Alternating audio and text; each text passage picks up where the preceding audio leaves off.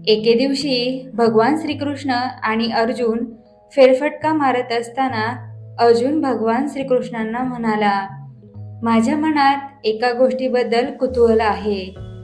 तुमची परवानगी असेल तर मी विचारू का?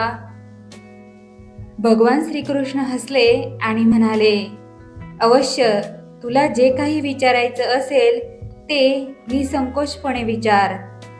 अर्जुन म्हणाला, मला एक गोष्ट समजत नाहीये की सर्वजण कर्णालाच सर्वात दानशूर का समजतात. मीही खूप दानधर्म करत असतोच की. भगवान श्रीकृष्णांनी स्मितहास्य केले आणि ते म्हणाले, निश्चितच, मी तुझ्या या शंकेचे नक्कीच निरसन करेल. अगदी क्षणभरातच भगवान श्रीकृष्णांनी जवळच्या 2 डोंगरांचे सोन्यामध्ये रूपांतर केले. त्यानंतर भगवान श्रीकृष्णांनी अर्जुनाला त्या डोंगरावरील सोने जवळच्या गावातील लोकांमध्ये वाटून द्यायला सांगितले. भगवान श्रीकृष्णांनी सांगितल्याप्रमाणे लगेचच अर्जुन कामाला लागला. त्याने सर्व गावकऱ्यांना तिथे डोंगराजवळ जमा होऊन एका रांगेत उभे राहण्यास सांगितले.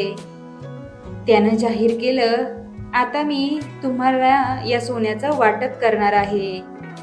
आणि त्याने एक एक करत सर्व गावकऱ्यांमध्ये डोंगरातील सोन्याचे वाटप करण्यास सुरुवात केली. गावकऱ्यांनी अर्जुनाची प्रशंसा करण्यास सुरुवात केली. सलग 2 दिवस आणि रात्र अर्जुन सोन्याचे डोंगर खणत होता आणि गावकऱ्यांना वाटत होता. दरम्यान त्याच्या मनात अहंकाराची भावना उत्पन्न होऊ लागली. गावकरी अधिक सोन्यासाठी परत परत रांगेत उभे राहत होते. आता अर्जुन खूपच दमला होता, पण त्या डोंगरातील सोने अजिबात कमी झाले नव्हते.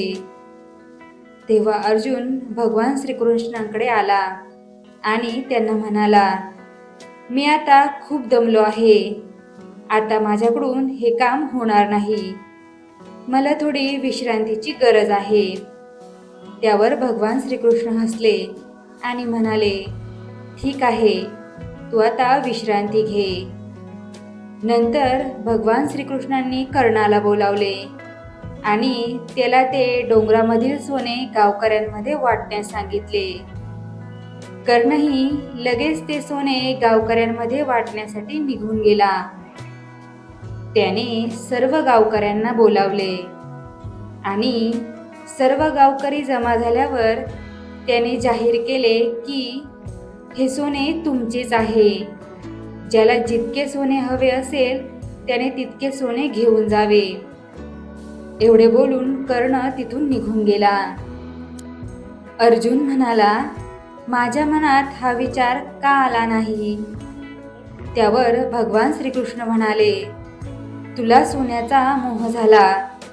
प्रत्येक गावकऱ्याला किती सोन्याची आवश्यकता आहे हे तूच ठरवू लागलास आणि त्याप्रमाणे तूच खणून देऊ लागलास. तू दानी असल्याचा भाव तुझ्या मनात जागृत झाला आणि त्याच अहंकारी भावनेने तू ते करत होतास.